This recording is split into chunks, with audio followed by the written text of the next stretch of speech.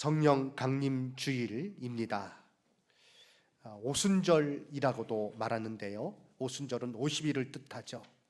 예수님 부활하신 날로부터 50일째 되는 주일에 사도들에게, 성도들에게 성령께서 임하시고 성령 충만한 역사가 이루어졌습니다. 이것을 기념하는 주일입니다.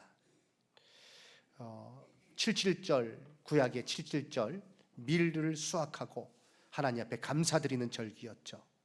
예수님 승천 후에 오순절에는 사도들에게 성령께서 임하시고 교회가 세워졌습니다. 성령 충만함을 받은 성도들은 그리스도의 증인으로 목숨을 바쳐 복음을 증거했고 하나님 나라의 확장을 위해서 그들은 헌신했습니다. 이것을 기념하는 주일입니다. 그래서 오늘 성령 강림 주일을 맞이하여 우리를 진리 가운데로 인도하시는 성령님이라는 제목으로 말씀을 증거하도록 하겠습니다. 우리 말씀 제목을 크게 외쳐보겠습니다. 우리를 진리 가운데로 인도하시는 성령님. 아멘. 성령 강림 주일을 맞이하여 성령님으로 충만한 삶을 살아야 할 이유가 무엇인지를 살피도록 하겠습니다. 먼저 알 것은 성령의 충만함은 어떤 특별한 사역자들이나 직분자들에게만 해당되는 것이 아니라 모든 그리스도인들이 또 어떤 특정한 절기가 아니라 매일의 삶 속에서 사모해야 할 일인 것입니다. 왜 그렇습니까? 우리는 왜 매일 성령 충만해야 됩니까? 첫 번째, 성령께서 우리를 진리로 인도하시기 때문입니다. 자, 성령님은 그 뒤에 어떤 분이시다 별명이 붙어 있어요. 어떤 별명이 붙어 있습니까? 진리의 영이시다. 우리를 진리로 인도하시는 분이십니다. 요한복음 14장 17절 우리 말씀 함께 읽겠습니다. 그는 진리의 영이라 세상은 능히 그를 받지 못하나니 이는 그를 보지도 못하고 알지도 못함이라. 그러나 너희는 그를 아나니 그는 너희와 함께 거하심이요 또 너희 속에 계시겠음이라. 아멘. 우리는 죄로 인하여서 사망의 어두움에 갇혀 있었습니다. 그런데 성령님께서 우리를 진리 가운데 인도하여 예수 그리스도를 영접하고 거듭나게 하셔서 새롭게 하셨습니다. 우리가 예수 그리스도를 믿을 수 있는 것은 성령께서 역사하심으로, 성령께서 우리의 마음을 주장하심으로 우리의 마음이 열리고, 그래서 예수 그리스도를 믿어 고백하여 하나님의 자녀가 된 줄로 믿습니다. 요한복음 16장 13절 말씀 오늘 우리가 읽었죠. 그러나 진리의 성령이 오시면 그가 너희를 모든 진리 가운데로 인도하시리니 라고 말씀하셨습니다. 설교하기 전에 또 오늘 새벽 기도도 그렇고 제가 늘 설교 준비하면서 기도합니다.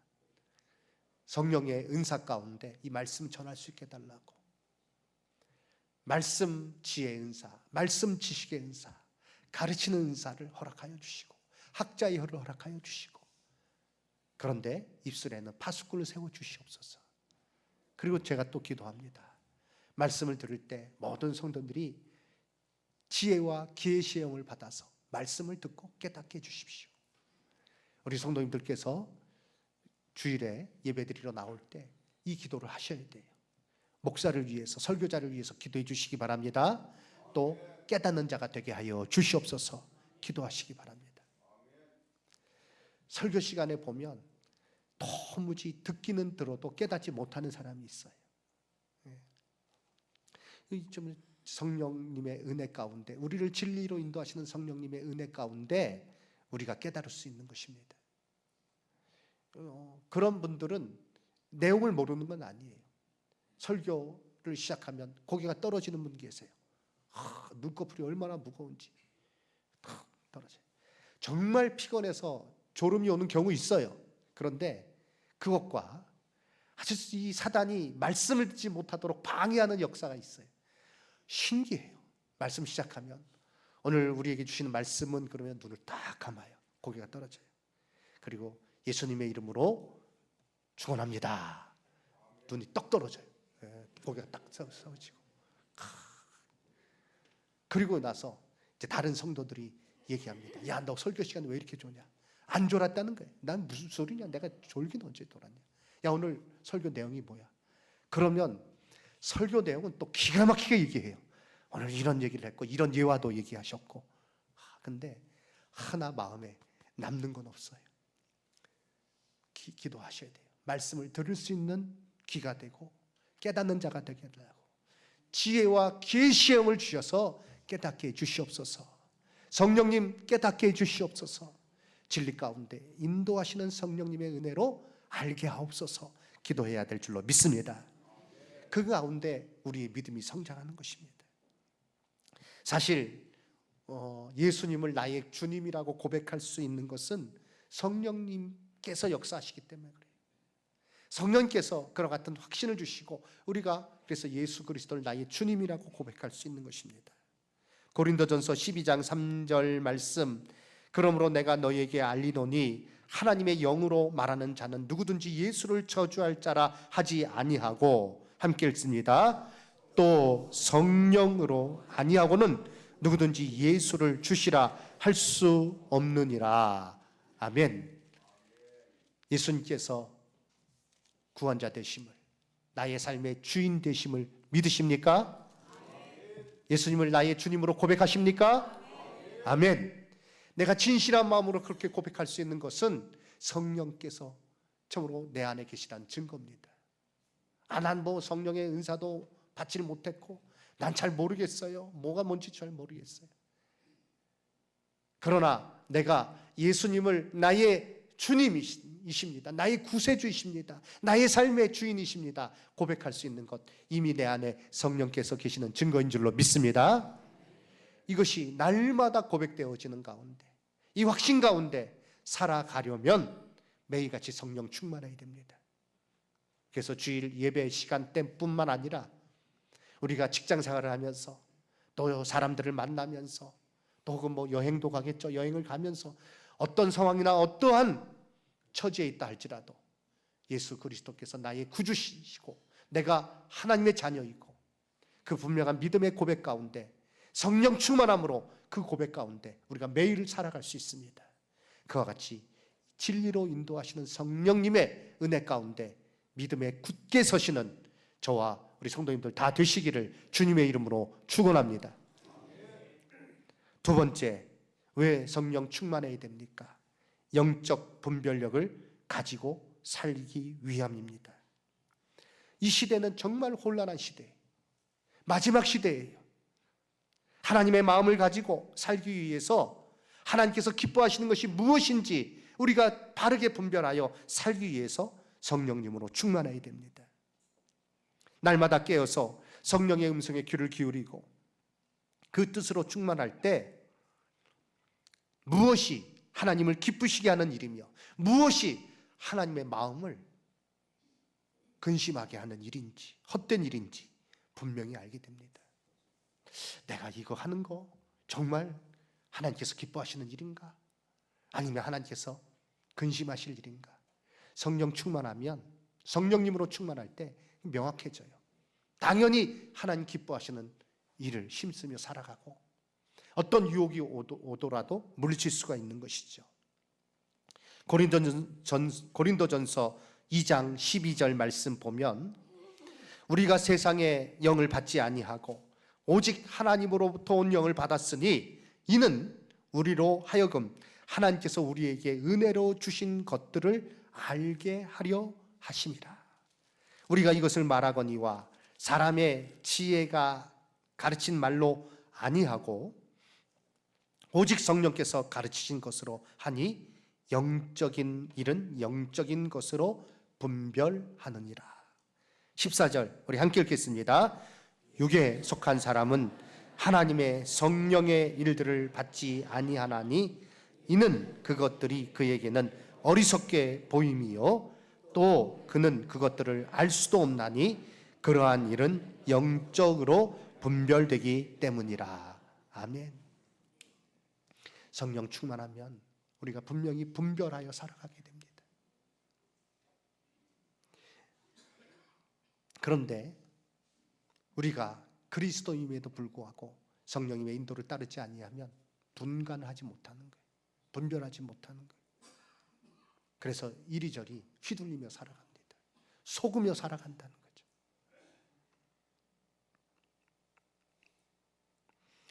예수 믿지 않는 사람들 무엇이라 말합니까? 주일에 예를 들어서 어제 이제 전화를 딱 합니다. 누가 야 오늘 어디 놀러 가자. 어디 좋은 산에 우리 등산을 가자. 그러면 우리는 뭐라고 말합니까? 야 나 주일이야. 나 예배 드려야 돼. 그러면 그분들은 이해를 못합니다. 아니 그럼 매주마다 드리는 예배에 좀 빠질 수도 있지. 이렇게 좋은 날 오늘 나오면서 어떤 생각을 하셨어요? 야 날 참 좋다. 놀러 가기 딱 좋은 날씨다. 이런 생각이 들지 않습니까? 그래서 사람들은요 그냥 그 생각으로 놀러 가는 거예요. 그러나 우리는 성령님의 인도하신 가운데 예배 자리에 나온 줄로 믿습니다. 정말 잘 분별하신 겁니다. 성령님의 인도 가운데 우리는 그래서 예배 자리에 있습니다. 우리 옆에 분에게 이렇게 권면할까요? 참 잘하셨습니다. 뭘 잘해요? 지금 예배 자리에 나와 있는 게 참 잘한 거예요. 함께 예배 드릴 수 있는 것 정말 참 잘하신 일이고 성령님의 인도하심을 따라 오늘 우리가 하나님 앞에 예배 드릴 때 크신 은혜와 복이 우리 가운데 충만하게 될 줄로 믿습니다. 그런데 예수 믿지 않는 사람들 성령 충만하지 않으면 다른 게 더 좋아 보이는 거예요. 야, 그 헌금 드리는 것도 그래요. 야, 그거 왜 아깝게 왜 드리냐? 야, 너 지금 먹고 살기도 빠듯한데 그거 왜 드리냐? 돈에 모든 그런 기준이 있어요. 요즘 이제 제가 다음 주부터 3주간 일과 또 우리가 그리스도인과 일하는 것에 대해서 좀 말씀을 몇 주 드리도록 할 터인데요. 이런 기준이 없으니까 뭐 이렇게 기준에 사람들의 말하는 것에 따라서 휘둘리는 거예요. 요즘 뭐 어느 회사가 노조 활동을 통해서 인센티브를 엄청 많이 받는다 그러더라고요. 그런데 제가 그 뉴스를 들으면서 야 이거 틀림없이 또 다른 잡음이 나오겠다 싶었더니 아니나 다를까 상대적인 박탈감을 느끼고 그렇게 월급 많이 받는다고 자랑했던 금융 쪽에 일하는 사람들이 에이구 우리는 뭐 쥐꼬리만 하니 월급이네 이렇게 말한다는 거예요. 그러니까 기준이 없어요. 무조건 돈 많이 받는 게 최고예요. 왔다 갔다 합니다. 그래서 야 좋은 직장 다니면서 참 좋다 그랬다가 순식간에 이게 뭐야? 나는 이게 도대체 뭐 하는 거야? 이런 식으로 생각이 바뀌어버리는 거예요. 이건 참 안타까운 일이에요. 우리 그리스도인들이 진리로 인도하시는 성령님께서 깨닫게 해주시는 가운데 성령의 은혜 가운데 우리가 바르게 생각하며 바른 판단력을 가지고 영적인 분별력을 가지고 이 땅을 살아야 될 줄로 믿습니다. 교회 일을 한다고 하면서도 어떤 경우에는요 성령 충만하지 않아서 세상의 방법과 수단을 동원하고 자기의 영광을 드러내는 목적으로 일하는 경우도 있어요. 우리는 성령께서 주시는 분별력을 가지고 교회의 일뿐만 아니라 직장의 일도 감당해야 되고 가정에서의 일도 감당해야 됩니다. 특별히 교회의 덕을 끼치며 충성된 일꾼으로 살기 위해 반드시 성령 충만해야 됩니다. 은사를 받고 은사를 주신 이유가 무엇인지를 알아서 힘쓰게 될 때 이와 같이 저로 영적인 분별력을 가지고 유익한 일꾼으로 덕을 끼치는 자로 서게 될 줄로 믿습니다. 고린도전서 14장 12절 그러므로 너희도 영적인 것을 사모하는 자인즉 교회의 덕을 세우기 위하여 그것이 풍성하기를 구하라. 아멘. 세 번째, 왜 성령 충만해야 됩니까? 영적 싸움에서 승리하기 위함입니다. 믿는 우리에게는 이 땅에서 피할 수 없는 싸움이 있습니다. 이 싸움은 이웃과의 싸움이 아니에요. 이 땅에 그런 어떤 혈과 그런 육적인 싸움이 아니에요. 공중의 권세 잡은 자와의 싸움입니다. 그러기에 사람의 힘과 지혜로는 감당할 수 없습니다. 오직 성령의 능력으로, 성령 충만하여 그 힘으로 무장하여 무찌를 수 있습니다. 에베소서에서는 이를 하나님의 전신갑주라고 말씀하고 있습니다. 에베소서 6장 11절 이하의 말씀, 마귀의 간계를 능히 대적하기 위하여 하나님의 전신갑주를 입으라. 우리의 씨름은 혈과 육을 상대하는 것이 아니요 통치자들과 권세들과 이 어둠의 세상 주관자들, 하늘에 있는 악한 영들을 상대합니다. 그러므로 무엇을 취하라? 하나님의 전신갑주를 취하라. 이는 악한 날에 너희가 능히 대적하고 모든 일을 행한 후에 서기 위함이라. 자, 그런데 이 성령 그 하나님의 전신갑주 가운데 다른 건 다 방어하는 무기예요. 공격 무기가 하나 있습니다. 그것은 무엇입니까? 바로 성령의 검입니다. 17절 함께 읽습니다. 구원의 투구와 성령의 검, 곧 하나님의 말씀을 가지라. 아멘. 성령 충만함을 사모하며 성령님의 인도를 구하며 말씀을 읽을 때 그 말씀은 참으로 검이 되어서 사단의 간계를 물리치고 무찌르는 강력한 무기가 되는 줄로 믿습니다. 그래서 세상의 허망한 소리에 우리가 흔들리는 것이 아니라 세상이 복잡할수록 여러 가지 주변의 일들이 소란스러울수록 우리는 말씀 가운데 서야 되고 성령님께서 주시는 그 은혜로 그 말씀을 깨달아서 그 말씀이 내 삶의 기준이 되어서 모든 유혹들을 다 물리치고 믿음에 굳게 서야 합니다. 날마다 성령 충만하여 대적자들과 싸움에서 이기며 믿음의 귀한 일들을 이루며 살아가는 저와 성도님들 되시기 바랍니다. 네 번째는요, 왜 성령 충만해야 됩니까? 그리스도의 증인 되기 위함입니다. 예수님은 승천하시면서 성령께서 주시는 능력으로 증인의 사명을 감당하게 될 것을 명하셨습니다. 사도행전 1장 8절 말씀, 잘 아는 말씀입니다. 함께 읽습니다. 오직 성령이 너희에게 임하시면 너희가 권능을 받고 예루살렘과 온 유대와 사마리아와 땅끝까지 이르러 내 증인이 되리라 하시니라. 아멘. 오직 성령이 너희에게 임하시면 너희가 무엇을 받는다고요? 권능을 받는다. 이 권능, 파워 받는다는 겁니다. 그런데 이 파워라는 이 권능이란 단어, 두나미스라는 단어인데 이 단어에서 다이나마이트가 나왔어요. 그래서 그와 같은 그런 어떤 강력한 힘을 말합니다. 사람이 갖는 사람이 만든 다이나마이트는요, 돌을 깨죠. 그리고 사람을 죽이기도 합니다. 그러나 성령이 임하셔서 성령 가운데 얻는 권능은 사람을 세우고 사람을 살리는 능력인 줄로 믿습니다. 그것을 받고 예루살렘, 유대, 사마리아와 온 땅끝까지 이르러 내 증인이 된다. 예수님께서 이 말씀을 하신 후 120명이 다락방에 모여 기도하며 약속하신 성령님을 기다렸습니다. 오순절 날이 이르러 함께 기도할 때 급하고 강한 바람 소리 같은 것이 그들 귀에 들려요. 또 불의 혀같이 갈라지는 것이 그들 가운데 보입니다. 듣고 봅니다. 각 사람 위에 하나씩 임하여 다 성령의 충만함을 받아 다른 언어로 말하기 시작했습니다.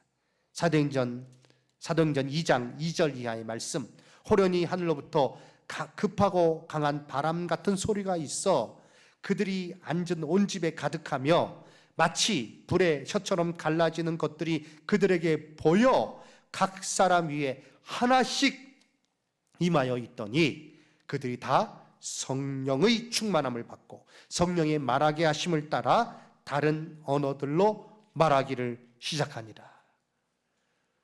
그래서 이제 그들이 예루살렘 거리로 나가서 얘기하는데 사람들이 깜짝 놀라는 거예요. 디아스포라, 여러 지방에 흩어져 있는 유대인들이 이제 유월절을 맞이해서 예루살렘에 모였습니다. 그들은요, 이스라엘 그 당시 언어가 아람어입니다. 그거는 서툰 사람들이, 거의 모르는 사람들이, 자기들이 쓰는 언어가 모국어예요. 거기서 자고 거기서 태어나고 자란 사람들이니까요. 그런데 와서 보니까 자기 같은 그 지역에서 온 무리도 아닌데 유창하게 자기 나라 말을 하는 거예요. 알아들을 수 있도록 얘기를 하는 거예요. 깜짝 놀랍니다. 어떻게 너희 이 말을 너가 할 수 있느냐. 성령께서 말하게 하시는 가운데 그들이 힘써 말했는데 그 내용은 무엇인가 하면 사도행전에 분명히 나타나 있습니다. 하나님의 큰 일을 말하기 시작했다 했습니다. 하나님의 큰 일이 무엇입니까? 하나님의 구원이에요. 예수 그리스도를 통한 하나님의 구원, 그것을 성도들이 성령의 충만함을 받아서 힘써 말하며 증인의 사명을 감당한 것입니다. 이후에 어떤 일이 있습니까? 교회에 핍박이 있습니다. 진짜 무지막지한 핍박이. 로마 황제들이요, 이 기독교를 핍박한 10명의 유명한 황제들이 있어요. 갖은 방법을 동원해서 기독교인들을 핍박했습니다. 그런데 그럼에도 불구하고 그들은요, 증인의 사명을 잃지 않았습니다. 핍박을 받고 자기의 목숨이 잃는 그런 상황에서도 중단하지 않았습니다. 그래서 증인이라는 이 말이, 마르투스라는 이 말이 영어로 하면 순교자라는 단어로 변합니다. 곧 뭐예요? 증인은 곧 순교자. 그럼에도 그들은 증인의 삶을 살았습니다. 오늘 이 시대에 우리가 예수 그리스도의 증인으로 살아야 되는데, 그런데 어떻습니까? 조금의 그런 어떤 불이익이 보일 것 같으면 그런 것이 막 느껴지기만 해도 그냥 입을 싹 닫아버리지 않습니까? 성령의 능력을 받아서 성령 충만하여 우리는 담대히 복음을 전하고 생명의 말씀을 전하는 그리스도의 증인으로 살아야 될 줄로 믿습니다. 우리가 이 시대를 살아가면서 하나님께서 주신 사명, 그리스도의 증인의 사명을 감당하기 위해서 날마다 성령 충만해야 됩니다. 그래서 입을 꾹 닫고 살아가는 그리스도인이 아니라 입을 열어 생명의 말씀을 증거하고 예수 그리스도 오직 유일한 구원의 이름임을 선포하며 살아가는 그런 그리스도의 제자로 서야 할 것입니다. 이를 위해서 성령 충만이 우리에게 반드시 필요합니다. 5번째, 마지막입니다. 하나님께 영광을 돌리기 위함입니다. 종합적인 것이고 결론적인 것이죠. 자, 그런데 하나님께 영광 돌리는 이 일은 추상적이지 않습니다. 정말 구체적이에요. 우리가 흔히 하나님께 영광 돌린다 그러면 추상적으로 생각하기 쉬워요. 교회에서 찬양할 때 손 들고 찬양하면 영광 돌리는 것을 다한 것으로 여기는 경우도 있습니다. 그러나 성경은 무엇을 말하고 있습니까? 사도 바울은 우리의 몸이 성령의 전이고 그리고 그 몸으로 하나님께 영광 돌리라고 명합니다. 고린도전서 6장 19절 이하의 말씀, 너희 몸은 너희가 하나님께로부터 받은 바 너희 가운데 계신 성령의 전인 줄을 알지 못하느냐? 너희는 너희 자신의 것이 아니라. 20절 함께 읽습니다. 값으로 산 것이 되었으니 그런즉 너희 몸으로 하나님께 영광을 돌리라. 너희 몸으로, 우리의 모든 삶을 통해서 하나님께 영광을 돌리라는 것입니다. 내 삶의 것들, 재산, 지식, 재능, 건강, 시간, 성품, 모든 것 가지고 구체적으로 나의 직장에서, 내가 만나는 사람들 가운데서 하나님께 영광을 돌리는, 하나님의 뜻을 드러내는 사랑으로 행하며 예수 그리스도의 그 놀라운 은혜를 전하는 가운데 우리는 하나님께 영광 돌릴 수 있습니다. 이를 위해서 성령 충만해야 됩니다. 성도가 매일 성령 충만하여 우리의 삶 전체를 하나님 앞에 드리게 될 때 그것이 헌신의 삶이에요. 그리고 하나님께서 그를 통해서 영광을 받으시는 것입니다. 그는요, 인생의 본분을 다하는 거예요. 하나님 앞에 상과 면류관을 받습니다. 사랑하는 성도 여러분, 이제 말씀 마치겠습니다. 우리가 성령 충만함으로 살아가야 될 이유, 성령 강림주의를 맞이하여서 살펴보았습니다. 성령님은 우리를 진리로 인도하시는, 진리 가운데로 인도하시는 분이시기 때문에 날마다 성령 충만해야 됩니다. 우리가 이 세상을 살아가면서 영적 분별력을 가지고 하나님 기뻐하시는 일들을 힘쓰며 살기 위해서 성령 충만해야 됩니다. 영적인 싸움에서 승리하기 위해서 사단이 여러 가지로 우리를 얽어매고 우리로 하여금 하나님의 자녀의 그 아름다운 모습으로 살지 못하게 하려는 시도를 끊임없이 하는데, 유혹을 하는데, 그것을 물리치기 위해서 우리는 성령 충만해야 됩니다. 그리스도의 증인으로 살기 위해 성령 충만해야 되고, 그리고 나의 삶 전체 하나님께 영광 돌리기 위해서 우리는 성령 충만해야 됩니다. 매일같이 성령 충만한 가운데 이와 같이 아름다운 하나님의 자녀의 그 귀한 모습으로 서시기 바랍니다. 우리가 말씀을 읽으며 또 기도하게 될 때 성령께서 우리 가운데 충만하신 거예요. 우리는 성령의 인도하신 가운데 살아가게 되는 거예요. 어떤 특별한 부흥회 때만 필요한 것이 아닙니다. 어떤 특별한 장소에만 필요한 것이 아닙니다. 매일같이 정으로 하나님 말씀에 무릎 꿇고 말씀을 읽으며 무릎 꿇고 기도하시기 바랍니다. 성령님 나를 주장해달라고 기도하시기 바랍니다. 성령 충만하여 나의 생각과 말과 행위가 하나님 보시기에 합당한 것으로, 하나님 앞에 연락될 만한 것으로 되어지기를 소원합니다. 기도하며 나갈 때 은혜를 더하여 주실 줄로 믿습니다. 이를 위해서 기도하시고, 그래서 주님 나라 이룰 때까지 매일매일 성령 충만한 삶을 살아서 하나님 앞에 기쁨으로 서는 저와 우리 이곳에 계신 성도님들 한 분 한 분 다 되시기를 주님의 이름으로 축원합니다. 아멘.